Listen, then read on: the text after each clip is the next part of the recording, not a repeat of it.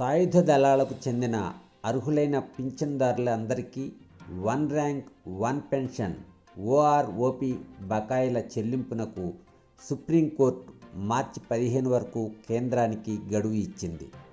సాయుధ దళాల పింఛన్దారులకు అన్ని బకాయిలు త్వరితగతిన చెల్లించేలా చూడాలని, ఇకపై జాప్యం జరగకూడదని ప్రధాన న్యాయమూర్తి justice DY Chandrachud, justice PS నరసింహలతో కూడిన ధర్మాసనం కేంద్రాన్ని కోరింది.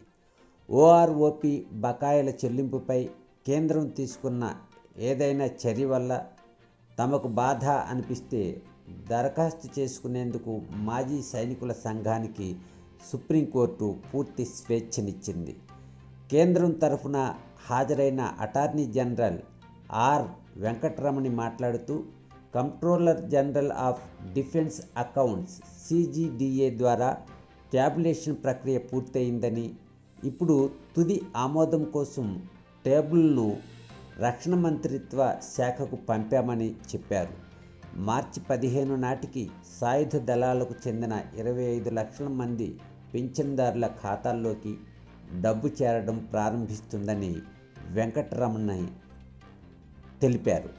సాయుధ దళాలకు చెందిన అర్హులైన పింఛన్దారులందరికీ ఓఆర్ఓపి పథకం బకాయిల చెల్లింపు కోసం 2023 మార్చి 15 వరకు గడువును పొడిగించాలని కోరుతూ ప్రభుత్వం గత నెలలో సుప్రీంకోర్టును ఆశ్రయించింది.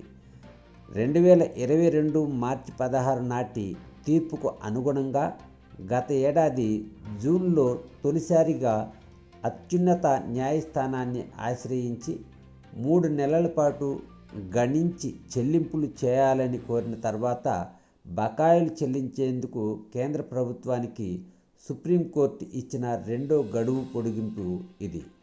ఉన్నత న్యాయస్థానం కేంద్రం ఫార్ములాకు వ్యతిరేకంగా న్యాయవాది బాలాజీ శ్రీనివాసన్ ద్వారా Indian ex servicemen movement IESM దాఖలు చేసిన పిటిషన్పై 2022లో అత్యున్నత న్యాయస్థానం తీర్పు